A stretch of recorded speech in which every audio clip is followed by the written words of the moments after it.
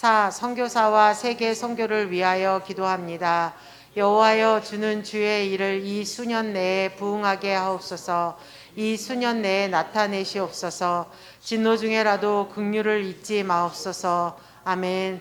국가 간의 전쟁과 내전으로 삶의 터전을 잃고 난민이 된 사람들과 사랑하는 이들을 잃어버린 사람들, 그리고 여전히 전쟁의 한복판에서 매일의 삶을 살아가는 이들 모두를 주님께서 긍휼히 여겨 살 길을 열어주시고 속히 전쟁이 끝나게 하소서. 가난과 기근, 가뭄과 홍수 피해를 어려움에 놓인 이들에게 실질적 도움의 손길이 이루어지게 하소서. 열방의 복음을 들을 기회가 없는 사람들에게 복음을 전하고 전한 복음대로 살며 삶의 본이 되는 전도자들이 보내주소서. 라디오, TV, 인터넷과 같은 현대 기술들을 통해 복음이 효과적으로 모든 민족에게 전파되고 모든 민족 가운데 교회가 세워지게 하소서. 여러분 한 주간 잘 지내셨나요? 되게 폭우의 피해는 없었습니까? 그래도 감사하게 비가 참 많이 왔지만 우리 마을에는 큰 피해가 없어서 얼마나 감사한지 모릅니다. 근데 한 주간 들려온 소식들은 너무나 안타까운 소식들이었어요. 큰 비가 와서 자연재해가 일어난 것도 안타까운 일이지만 거기에 더해 인명사고가 일어난 것은 더더욱 안타까운 일이었습니다. 젊은 군인의 희생은 해병대원이라는 얘기를 듣자마자 사실은 주영 형제가 제일 먼저 생각이 났었지요.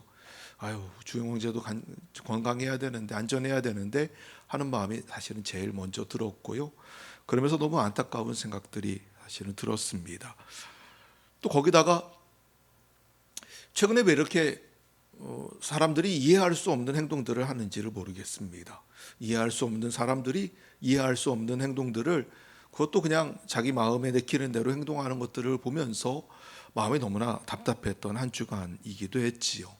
비는 축축하게 내리는데 마음도 너무나 무거운 오늘 이 아침에 사실은 이스라엘 백성들의 이 말씀의 모습을 보면 이게 우리의 모습은 아닐까라는 생각도 사실 들긴 합니다. 16절 말씀 보실까요? 16절입니다. 같이 한 목소리로 16절 말씀을 읽어봅시다. 시작. 그날의 사람이 예루살렘에 이르기를 두려워하지 말라. 시온아 내 손을 늘어뜨리지 말라. 아멘. 시온아 내 손을 늘어뜨리지 말라. 손이 처져 있는 상태라는 거예요. 오늘 이스라엘 백성들은 두려움과 절망으로 인해서 어깨에 힘이 빠지고 맥이 빠진 상태, 용기를 잃고 낙심 가운데 축 처져 있는 상태라는 것을 알 수 있습니다. 우리 시대에도 많은 사람들이 손을 늘어뜨리고 있습니다. 힘이 없어요. 어깨가 처져 있습니다. 모든 것이 내 생각대로 되지 않을 때 우리는 침통해 합니다. 근데 살아가다 보면 사실은 내 마음대로 되는 것보다 내 마음대로 되지 않는 게 더 많습니다. 현실은 우리의 기대와는 다르게 돌아갑니다. 그런데 그럼에도 불구하고 성도들은 내 예상과 다르고 내 기대와 다르다 할지라도 그 힘든 세상에서 영적인 힘을 얻으면 그래도 내가 살만납니다. 내가 하나님 은혜로 살아갑니다라고 고백하지만, 그러나 영적으로 실패하고 힘을 잃게 되면 성도 역시 낙심하고 절망할 수밖에 없지요. 마치 손을 늘어뜨리는 것처럼요. 그런데 오늘 스바냐 3장 14절 말씀을 보면은 손을 늘어뜨리고 있는 이스라엘 백성들에게, 이 절망 가운데 있는 이스라엘 백성들에게 반전의 이야기가 들려집니다. 14절 말씀을 같이 읽어봅시다. 한 목소리로 14절 말씀을 같이 읽습니다. 시작. 시온에 따라 노래할지어다. 이스라엘아 기쁘게 부를지어다. 예루살렘아 따라 진심으로 기뻐하며 즐거워할지어다. 아멘. 오늘 현실을 보면 이 스바냐의 시온의 딸은 노래를 부를 상태가 아닙니다. 처져 있습니다. 손을 늘어뜨리고 있습니다. 지금 고통 중에, 낙심 중에 마음이 무너져 내려 있는 상태입니다. 그런데 그들을 향하여 오늘 이 스바냐가 하는 말, 시온에 따라 노래할지어다. 이스라엘아 기쁘게 부를지어다. 예루살렘 따라 기뻐하며 즐거워하며 춤을 추어라 라고 이야기를 합니다. 여러분, 이들이 지금 노래 부를 상황이 아니라고요. 지금 춤추며 노래할 수 있는 때가 아닙니다.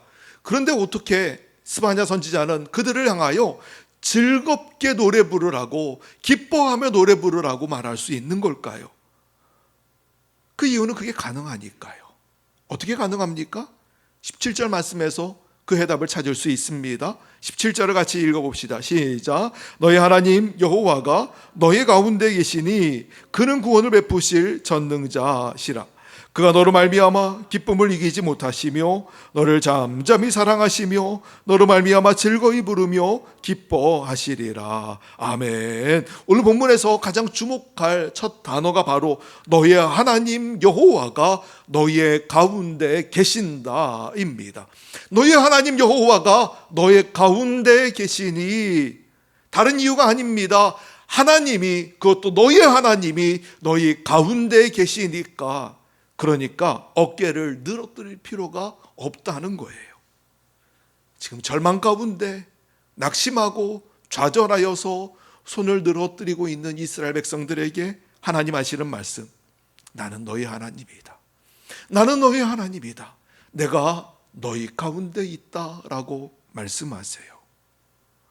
여러분, 이 말씀이 얼마나 중요한지 아십니까? 근데 사실 우리가 힘든 일 만났을 때 우리 하나님께로부터 어떤 말을 듣기를 원할까요? 문제 해결이 됐다라는 이야기일까요? 아니면 하나님이 그래, 내가 너희 하나님이야, 내가 네 하나님이야, 내가 너하고 함께 있어 라고 하는 이 말일까요?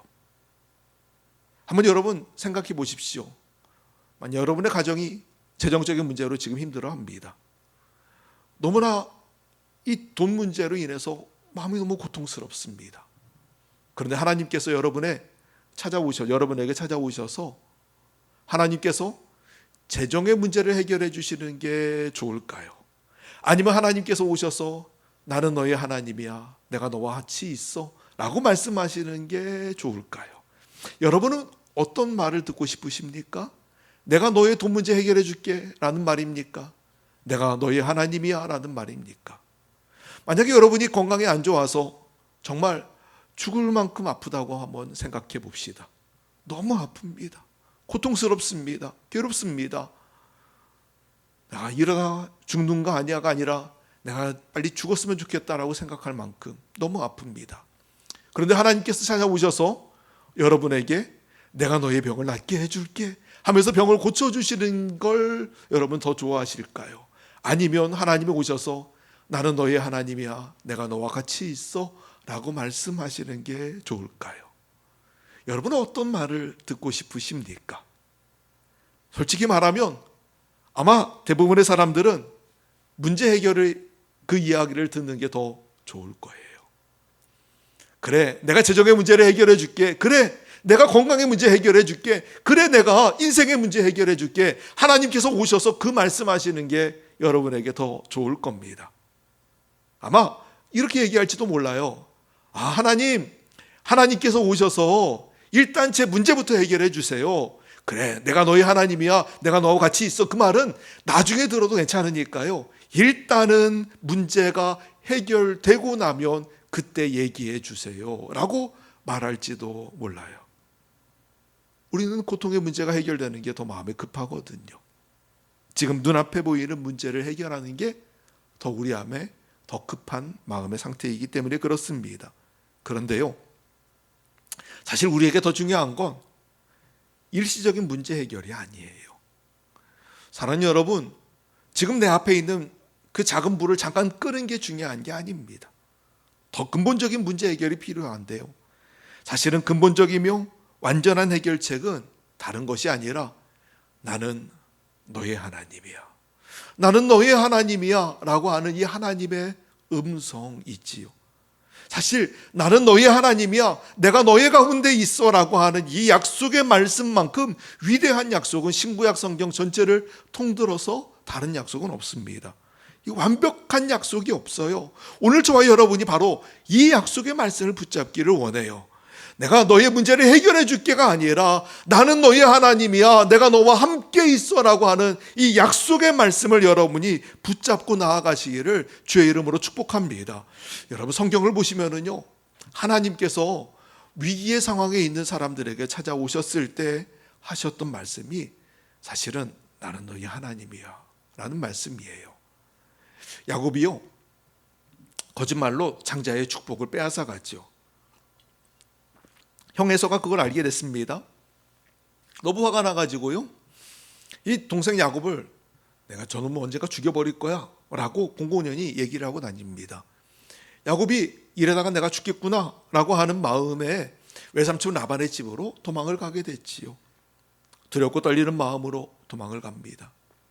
가는 길에 돌베개를 메고 밤에 잠을 청하게 됩니다. 근데 그때 꿈에 하나님이 찾아오셔서 하시는 말씀이 뭔지 아세요? 나는 너의 하나님이야. 네가 어디를 가든지 나는 너를 떠나지 않을 거야. 네가 다시 여기로 돌아오게 해줄게. 하나님께서 야곱에게 하셨던 말씀입니다. 나는 너의 하나님이야. 시편 23편 4절에 내가 사막의 음침한 골짜기로 다닐지라도 해를 두려워하지 않을 것은 주께서 나와 함께 하심이라. 주께서 나와 함께 하심이라. 다윗도 사실은 이 경험이 있었던 거예요. 어렵고 힘든 순간을 통과할 때 하나님이 함께 하신다는 것을 그도 경험했고 그 약속의 말씀을 받았던 것이죠. 마태복음 1장에 임마누엘의 약속이 나옵니다. 보라, 처녀가 잉태하여 아들을 낳을 것이요 그의 이름은 임마누엘이라 하리라 하셨으니 이를 번역한즉 하나님이 우리와 함께 계시다 함이라. 가장 참혹하고 절망적인 역사의 한순간에 하나님이 그들에게 주셨던 약속의 말씀, 아니 하나님이 우리에게 주시는 약속의 말씀, 임마누엘, 내가 너와 함께 하겠다. 임마누엘의 약속의 말씀을 주세요. 사랑하는 여러분, 여러분은 복이 무엇이라 생각합니까? 여러분에게 복은 무엇입니까? 여러분이 기대하고 원하는 복은, 사실 많은 사람이 기대하고 원하는 복은요, 내 환경이 변하는 것이에요. 사람이 변하는 거고요, 재정 상태가 변하는 거고요, 건강이 변하는 거고요, 내 미래의 모습이 변화되는 것. 이게 많은 사람들이 기대하고 또 원하는 복입니다. 그래서 우리는 내 주변 환경이 변화됐을 때, 야, 저 사람 복 받았어 라고 얘기를 하지요. 병든 사람이 나았을 때 환경이 변하면, 아, 복 받았어. 돈을 많이 벌었어요. 환경이 변화됐어요. 와, 저 사람 복 받았어 라고 얘기합니다. 근데 정말 그게 복일까 하면 성경은 그게 복이라고 말하지 않아요. 성경은 그럼 무엇이 복이라고 말씀할까요? 성경은 하나님이 우리의 복이라고 말씀하십니다. 여러분 믿으십니까? 여러분, 하나님이 우리의 복이에요. 하나님 그분이 우리의 복입니다. 오직 하나님만이 우리의 복되심을 여러분이 기억하십시오. 또 한 가지, 하나님께서 우리 안에서 이루시는 그 일들이 바로 복입니다. 하나님의 이루시는 일, 바로 구원의 역사가 복이고요, 하나님의 나라를 우리에게 허락하시는 게 복이고요, 하나님의 뜻을 이루어 가시는 게 바로 우리에게 복이라는 거예요. 그런데 하나님의 일이 우리의 생각과 다를 때도 있습니다. 우리 예상과 다를 수 있어요. 그러나 우리가 기대한 것과 달라도, 우리가 바라는 것과 다를지라도 하나님께서 그 일을 이루신다면 여러분, 그것이 우리에게 복인 줄 믿습니다. 그리고 하나님이 하시는 일이 복이에요. 환경과 상관없어요. 하나님이 나의 하나님이 되고요, 하나님이 우리 가운데 계셔서 하나님의 일을 이루어 가시면 그것이 우리에게 참된 복이라는 거예요. 너희 하나님 여호와가 너희의 가운데 계시니. 스바냐 3장 17절의 말씀이 오늘 여러분의 말씀이 되기를 주의 이름으로 축복합니다. 이보다 더 강한 은혜의 말씀은 없어요.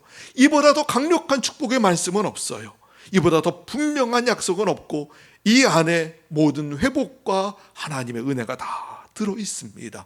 여러분에게 이 약속의 말씀이 온전하게 들려지고 여러분도 그 약속의 말씀 붙잡고 나아가시기를 주의 이름으로 축원합니다. 우리 옆에 분들에게 이렇게 선포합시다. 선포할 때 당신의 하나님이 당신과 함께 계십니다. 인사할까요? 아멘. 여러분 그렇습니다. 나의 하나님이 나와 함께 계시는 줄 믿습니다. 오늘 저와 여러분의 하나님이 우리 가운데 계시는 그것이 지금 내 눈앞에 보이는 문제 해결이 아니라 그 하나님이 내 안에 계셔서 나와 함께 하시는 그것이 내게 진짜 축복임을 기억하고 그 하나님을 붙잡는 여러분 되시기를 주의 이름으로 축원합니다. 자, 그러면 우리 가운데 계시는 하나님은 어떤 하나님이실까요? 17절 말씀을 다시 한번 읽어봅시다. 17절 말씀입니다. 시작. 너희 하나님 여호와가 너희 가운데 계시니 그는 구원을 베푸실 전능자이시라. 아멘. 첫 번째로 하나님은 구원을 베푸시는 전능하신 하나님입니다. 여러분, 하나님이 전능하다 할 때 한번 전능하심을 생각해 보았습니까? 하나님은 얼마나 전능하실까? 전능하다라고 하면 그래, 뭐든지 다 잘해, 못하는 게 없대 정도로 우리가 생각을 하는데, 근데 하나님의 전능하심이 얼마나 될까? 어느 정도일까? 말씀을 제가 묵상하면서 한번 생각을 해봤는데 제대로 한번 생각해 본 적이 없더라고요. 하나님의 전능하심이 어느 정도일까? 물을 포도주로 바꾸셨대요. 이야, 하나님 전능하셔. 죽은 사람을 살려내셨어요. 와, 하나님 전능하셔 하는데, 근데 하나님의 전능하심에 그건 사실은 눈곱만큼도 안 돼요. 정말 아무것도 아니지요. 하나님의 전능하심은 모든 걸 다 하실 수 있다는 거예요. 그 하나님의 전능하심은 끝이 없습니다.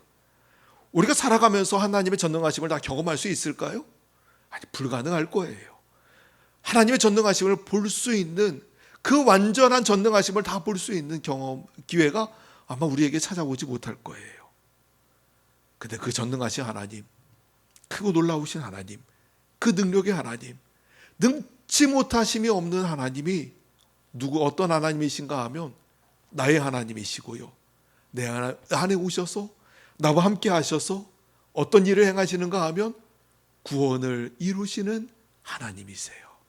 그 전능하신 하나님이 내게 구원을 주시는 하나님이시라는 것이죠. 사랑하는 여러분, 하나님이 우리의 구원자가 되심을 믿습니다. 하나님이 우리의 인생의 열쇠를 가지고 계시는 줄 믿습니다.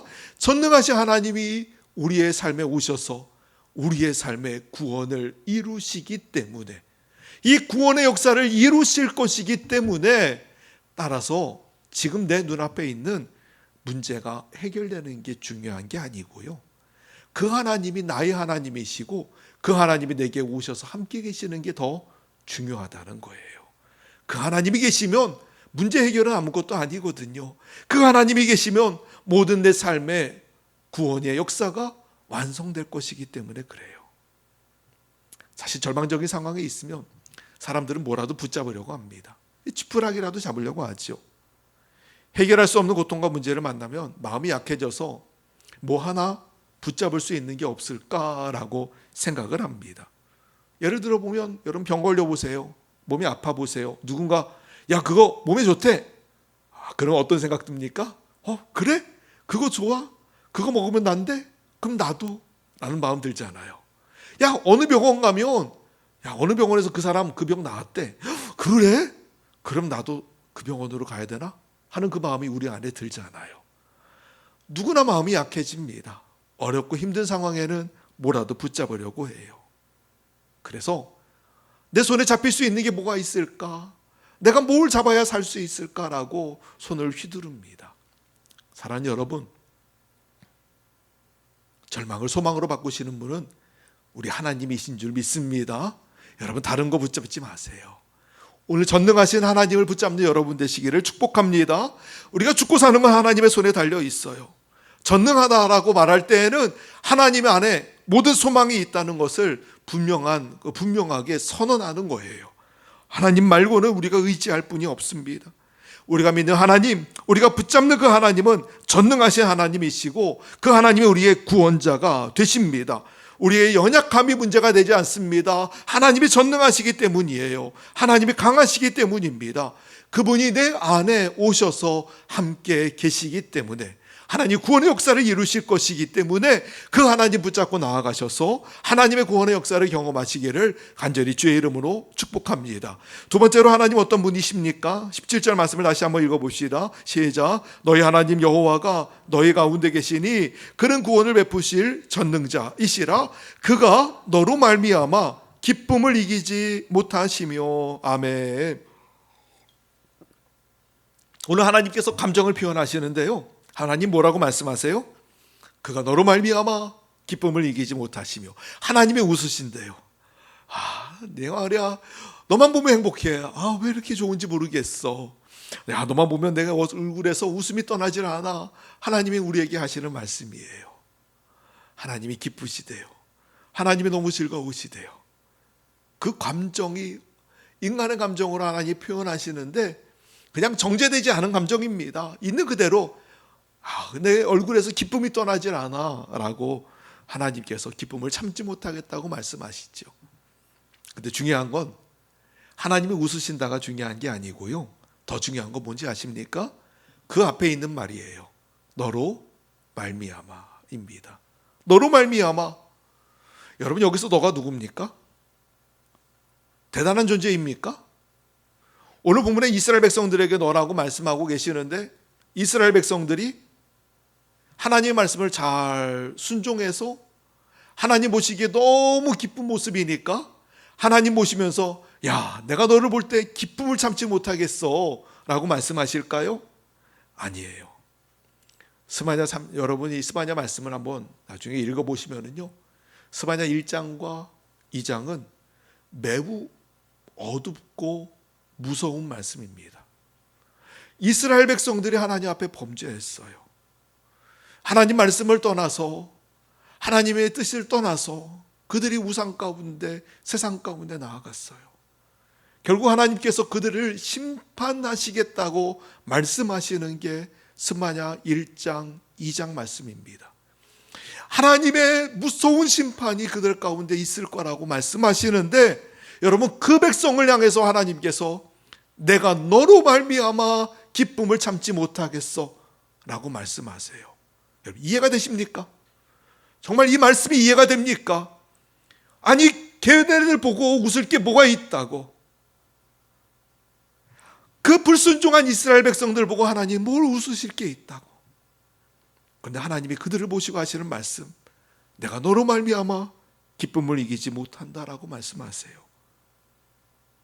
사랑하는 여러분, 하나님이 동일하게 저와 여러분을 향해서도 이렇게 말씀하시는 줄 믿습니다. 내가 너 때문에 기쁨을 참지 못하겠어. 내가 너만 보면 내 얼굴에서 웃음이 떠나질 않아 라고 하나님이 저와 여러분을 향하여 말씀하세요.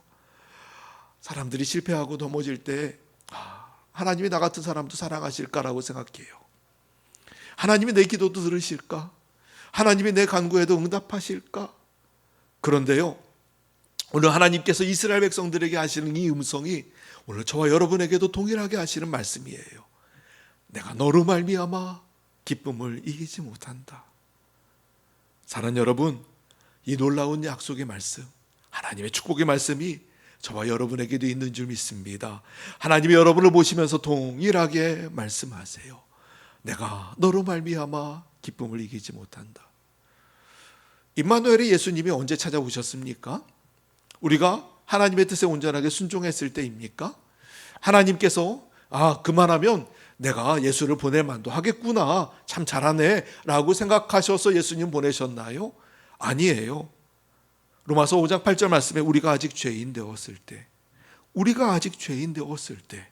그리스도께서 우리를 위하여 죽으심으로 하나님께서 우리에 대한 자기의 사랑을 확증하셨느니라. 예수님이 이 땅에 오신 것은요, 우리가 잘나서가 아닙니다. 하나님 앞에 잘해서가 아닙니다. 우리가 아직 죄인이었을 때, 여전히 죄인이었을 때 하나님이 여전히 우리를 사랑하셨어요. 그때도 우리를 사랑하셔서 아들 예수를 우리를 위하여 보내셨고 십자가에서 죽게 하셔서 우리를 얼마나 사랑하시는지를 하나님께서 확증하셨다는 거예요. 하나님이 여러분을 사랑하세요. 여러분을 기뻐하세요.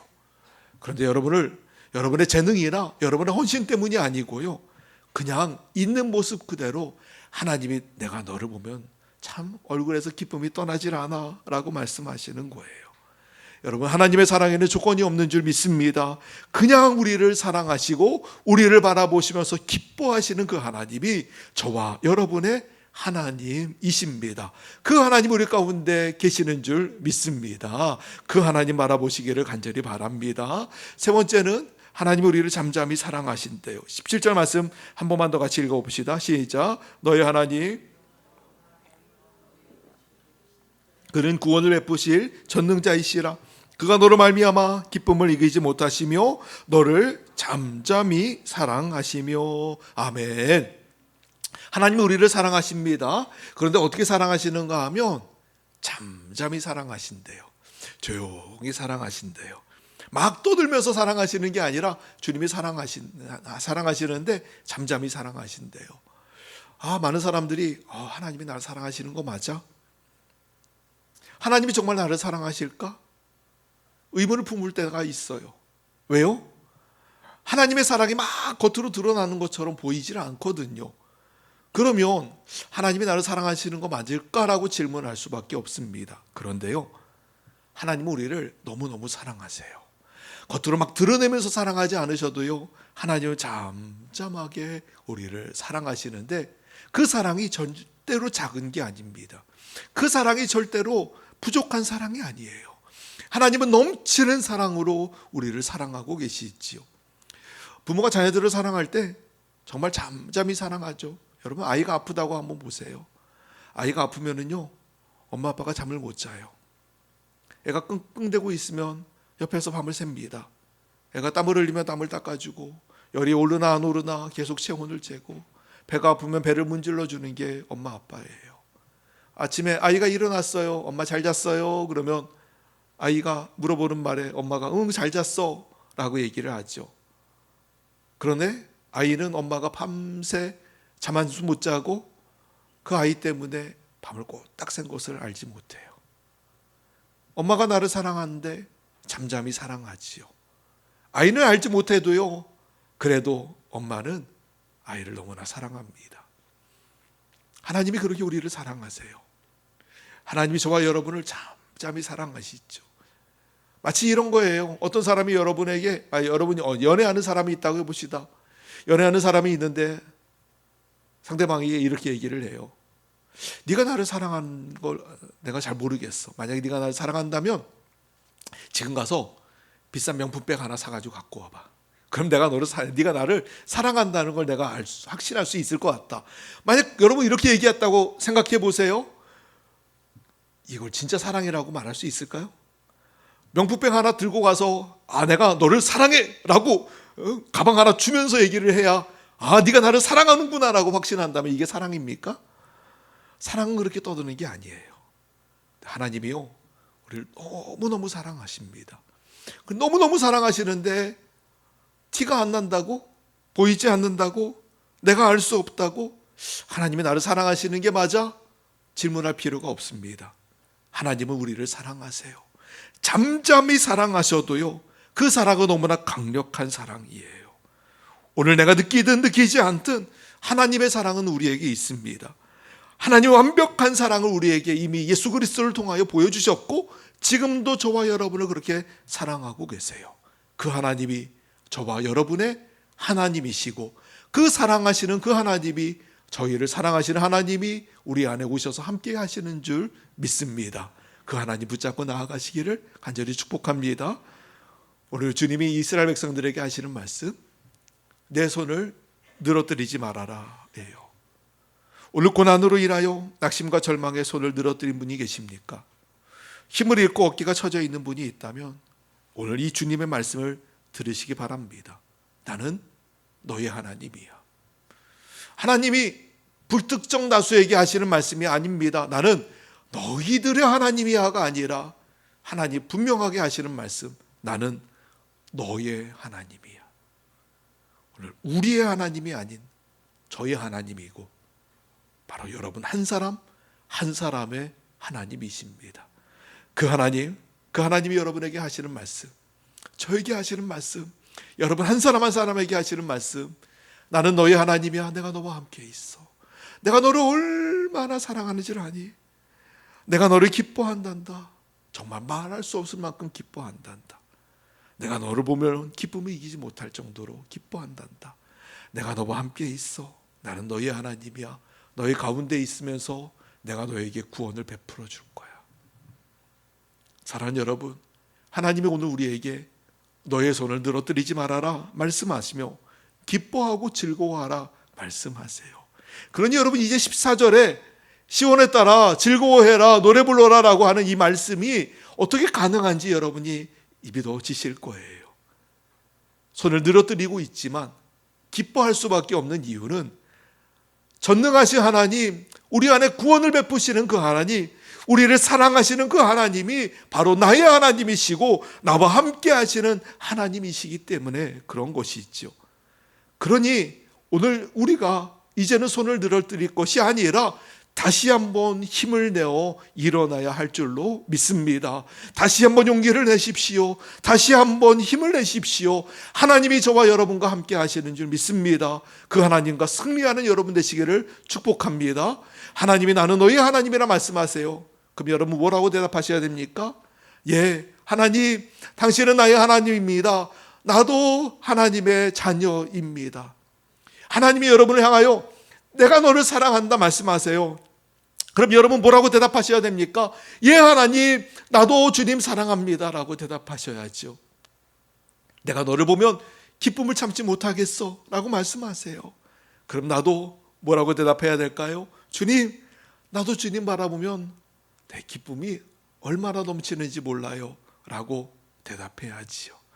오늘 주님이, 그 전능하신 하나님이, 그 구원의 하나님이, 그 능력의 하나님이, 또 우리를 너무 사랑하시는 그 하나님이 저와 여러분의 하나님이시고 우리에게 찾아오셔서 함께 하시는 하나님이십니다.